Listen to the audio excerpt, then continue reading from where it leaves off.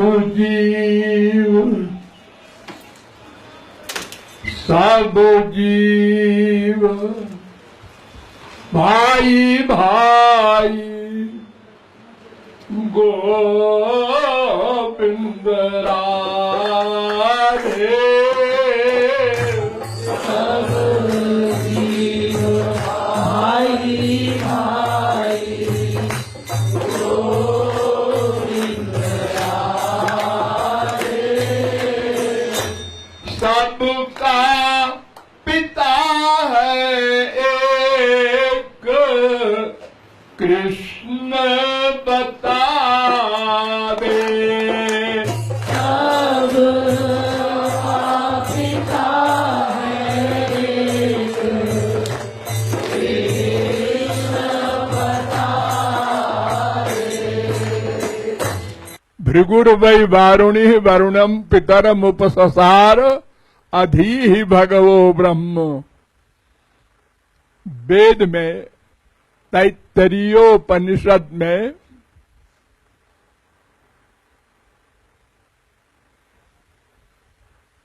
वरुण के लड़के भृगु ने अपने ब्रह्मज्ञानी पिता से पूछा कि ब्रह्म भगवान परमात्मा ये क्या है। बहुत सुनते हैं उनका नाम और ये भी सुनते हैं कि वो सबके पिता है। ये कैसे?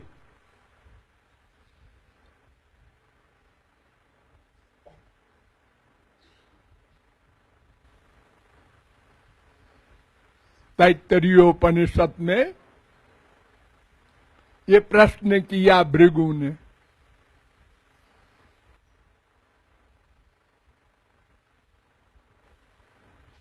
तो वरुण ने उत्तर दिया, यतो वा इमानि भूतानि जायन्ते ये न जातानि जीवन्ति यत् प्रयन्त्यभिसंविशन्ति तद ब्रह्म विजिज्ञासस्व। तीसरी बल्ली का पहला अनुवाक। जिससे सब जीव उत्पन्न होते हैं और जिससे सब जीव जीवित रहते हैं और जिसमें सब जीवों का लय हो जाता है उसको भगवान कहते हैं, ब्रह्म कहते हैं, गॉड कहते हैं। तो इस प्रकार भगवान सबके पिता हैं। ये वेद से लेकर के और सारे ग्रंथ एक स्वर से बता रहे हैं।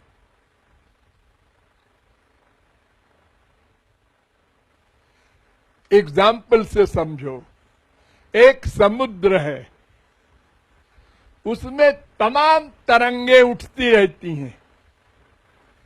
तरंगे उठी, दूसरी उठी, दोनों मिले, एक समाप्त हो गई, दूसरी थोड़ी देर रही, वो भी समाप्त हो गई। ऐसे ही लाखों करोड़ों तरंगे समुद्र में उठती हैं और समुद्र में समा जाती हैं। शंकराचार्य ने एक एग्जाम्पल दी है, सत्यपि भेदापगमे नाथ तवाहम नमाम कीनस्त्वम। हे श्री कृष्ण, हम में तुम में भेद नहीं है, दोनों चेतन हैं, लेकिन फिर भी भेद है। क्या भेद है? समुद्र से तरंग निकलती है, पैदा होती है, तरंग से समुद्र नहीं पैदा होता। यानी आपसे हमारा जन्म हुआ है, हमसे आपका जन्म नहीं हुआ, ये अंतर है।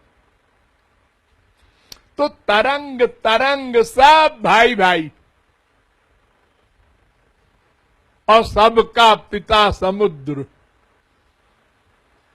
समुद्र से ही निकली, समुद्र से ही उनमें जल है, समुद्र में ही लीन हो गई। ये जो संसार में आप कहते हैं ये मेरा बाप है, ये मेरी माँ है, ये मेरा बेटा है, ये सब भाई भाई है। अनंत बार तुम्हारा बाप बेटा बन चुका है, भाई बन चुका है, बीवी बन चुका है, पति बन चुका है। प्रत्येक जीव प्रत्येक का प्रत्येक रिश्तेदार बन चुका है अनादिकाल से अब तक। काहे का वो बाप है, काहे की वो माँ है? ये शरीर के माँ बाप होते हैं, आत्मा का नहीं होता। अरे भाई देखो, मान लो हमारा बाप मरा, तो बाप बेटे से प्यार करता है आम तौर से, तो उसका जन्म कहां होगा? अपने बेटे में, अपने नाती में, उसका बेटा बनेगा। प्रजा मनु प्रजायन्ते, भागवत 10:3-32-20।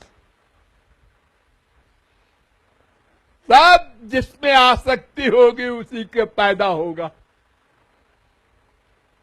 तो ये जो बाप बेटा माँ आदि का रिश्ता हम संसार में मानते हैं, ये एहसान के कारण मानते हैं कि हमारे शरीर का ये पिता है, इसने हमको पाला पोसा पढ़ाया लिखाया, हम इसके कृतज्ञ हैं।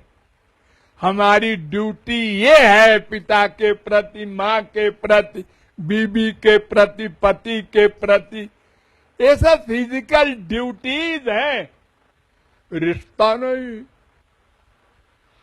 प्राणो ही माता पिता भ्राता, ये जीव ही संसार में माता पिता कहलाने लगा। जीव जीव का पिता, जीव जीव की माता। देखो, शरीर को तो कोई नहीं कहता माता पिता है, कहते तो हैं लोग। अच्छा बताओ, अगर शरीर को माता आप मानते हैं, पिता मानते हैं, तो मरने के बाद बेटा बांस से सिर पे मारता है बाप को। बेटा बाप को जलाते समय सिर पर मारता है, ये सभ्यता है। बाप को मारना, सिर फोड़ता है, कपाल क्रिया कहते हैं उसको। अरे वो तो शरीर को फोड़ता है, आत्मा चला गया तो फिर आत्मा ही तो है ना रिश्तेदार, शरीर नहीं है। ये तो नश्वर है, खिलवाड़ है 4 दिन का। जैसे हम लोग ट्रेन में सफर कर रहे हैं, जिसका स्टेशन आया उतर गया, बेटा पहले उतर गया, बाप कहता है तुम जा रहे हो? हाँ जी। अरे ऐसा कैसे जी?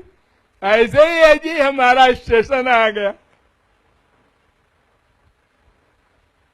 अरे पहले बाप को जाना चाहिए। अरे लॉजिक नहीं काम करता। सबके अपने अपने संस्कार हैं पूर्व जन्म के, उसके अनुसार भगवान ने निश्चित कर रखा है। तुमको ये मानव देह इतने दिन इतने घंटे के लिए दिया जा रहा है, भगवत प्राप्ति कर लेना, वरना ये छीन लिया जाएगा। और जो कुछ तुमने सारे जीवन में किया है उसके अनुसार फल दिया जाएगा। धींगा मुश्ती नहीं चलेगी, न घूस चलेगा। ये संसार में तो बहुत कुछ चलता है, उधर नहीं चलता। तो इस प्रकार सबका पिता एकमात्र भगवान श्री कृष्ण है। और फादर्स डे मनाने का मतलब उन्हीं की प्राप्ति का लक्ष्य बनाना, और उनकी प्राप्ति के लक्ष्य के लिए सबसे इम्पोर्टेंट और एक तत्व है गुरु। इसलिए गुरु और भगवान दोनों को पिता माना गया है। ये फादर्स डे मनाने की फिलॉसफी मस्तिष्क में रख लो।